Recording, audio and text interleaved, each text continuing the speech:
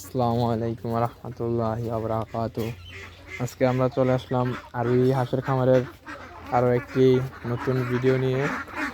তো এখন আমরা আমাদের হাঁসগুলোকে খানা দেবো আর কি, দুপুরের খানা দেব।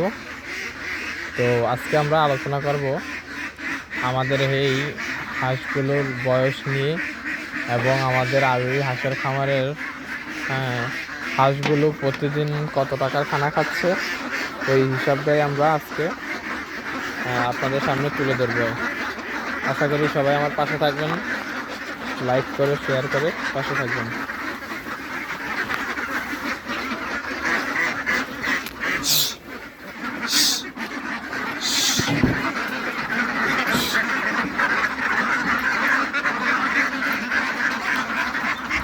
আসসালামু আলাইকুম ভিউয়ার্স, দেখতে পাচ্ছেন এখন আমার হাঁসগুলো যেহেতু সবসময় আবদ্ধভাবে থাকে পুকুরে, তো এখন আমরা পুকুর থেকে ছাড়লাম খাবার খাওয়ানোর জন্য।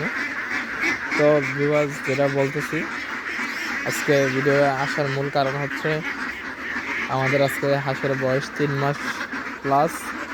তো আমাদের হাঁসকে আমরা এই পর্যন্ত প্রথমে 1 মাস আমরা নারিশের যেই ব্রয়লারের যে স্টেটার ফিডটা আছে, ছোটো ফিডটা, এটা আমরা খাইয়েছি।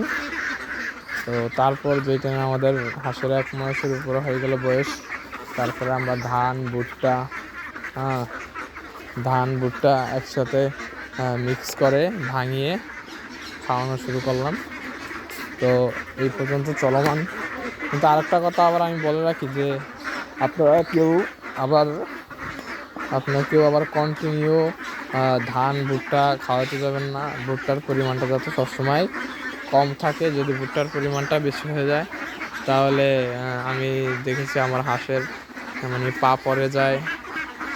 এবং ভুট্টাতে যেহেতু পুষ্টির মানটা বেশি, তাই এই জন্য আর কি আমার হাঁসগুলো মাঝে অসুস্থ হয়ে গেছিলো ভুট্টার পরিমাণটা বেশি হওয়াতে। তাই আপনাদেরকে বলতেছি যে ভুট্টা যদি আপনি ধান দেন 80 কেজি, তাহলে ভুট্টা দিবেন 30 কেজি দিয়ে, তারপরে আর কি ভাঙাবেন, তারপরে খাওয়াবেন।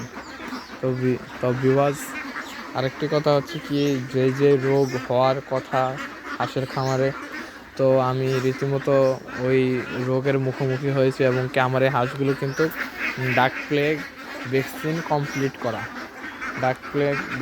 কমপ্লিট করা। তো আমার হাঁসের ডাক কলেরা ভ্যাকসিনটা করব, কিন্তু আমাদের যেই প্রাণী যেই হসপিটাল আছে, তো ওই হসপিটালে যোগাযোগ করেছি। তো ওই ভ্যাকসিনটা এখন আমাদের হসপিটালে নাই, এই কারণে আর কি এখন পর্যন্ত দিতে পারছি না। কিন্তু কিছুদিনের ভিতরেই ইনশাল্লাহ পেয়ে যাব। পেলে আমি ওই ভ্যাকসিনটাও সম্পূর্ণ করবো আর কি। আপনারা সবাই আর ওই হাঁসের খামারের জন্য দোয়া করেন। এবং আমাদের চিন্তা ভাবনা আছে যে আমরা এই প্রজেক্টটা আরও বড় করার।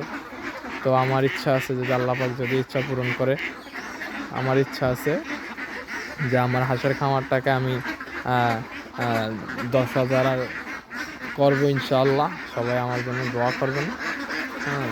আরেকটি কথা হচ্ছে কি, হাঁসের খামারে আসতে হলে আমি যা মনে করি অনেক ধৈর্য দরকার। যদি ধৈর্য শক্তি না থাকে তাহলে আপনি শুধু হাঁসের খামার না, যেটাই করেন ধৈর্য অবশ্যই দরকার।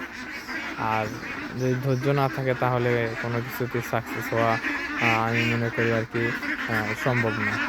তো সবচেয়ে বড় কথা হচ্ছে যেটা, যে আমার এই খামারে এখন যেহেতু আমার 250 হাঁস, তো আমার খামারে এখন আমার হাঁসে খানা খাচ্ছে এই পর্যন্ত প্রতিদিন 25 কেজি করে খানা খাচ্ছে।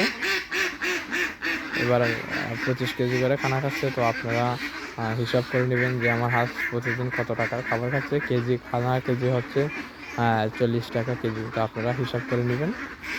আরেকটি কথা হচ্ছে কি, কেউ যদি হাঁসের খামার করতে উৎসাহী হন, তাহলে যদি অরিজিনাল খাকি ক্যাম্বেল হাঁসের বাচ্চা লাগে, তাহলে আমার সাথে যোগাযোগ করতে পারেন। ইনশাল্লাহ আমি আপনাদেরকে হেল্প করতে পারবো। বিশেষ করে আমাদের মতলব উত্তরে যদি কেউ থেকে থাকেন তাহলে আমার সাথে যোগাযোগ করতে পারেন। আমার ঠিকানাটা হচ্ছে মতলব উত্তর থানা, সুলতানাবাদ ইউনিয়ন, 3 নং ওয়ার্ড। আমার নাম হচ্ছে রাব্বি আহমেদ। যদি আমার সাথে কেউ যোগাযোগ করতে চান তাহলে যোগাযোগ করতে পারেন। হ্যাঁ, সবাই আমার আরবি হাঁসের খামারের জন্য দোয়া করবেন। আপনাদের কাছে দোয়া ও ভালোবাসা চাচ্ছি। হ্যাঁ, আপনারা আমার জন্য দোয়া করবেন। আমি আমার হাঁসের খামারের সকল আপডেট আপনাদেরকে দেওয়ার চেষ্টা করি, তো আপনারা আমার পাশেই থাকবেন। আশা করি আমার খামারের এ পর্যন্ত যত কি হয়েছে না হয়েছে সব কিছু আপনাদের কাছে শেয়ার করেছি, আগামীতেও শেয়ার করব। সবাই আমার আগে হাঁসের খামারের জন্য দোয়া করবেন। প্রিয় ভিউয়ার্স, আসসালামু আলাইকুম ওয়া রাহমাতুল্লাহি ওয়া বারাকাতুহু।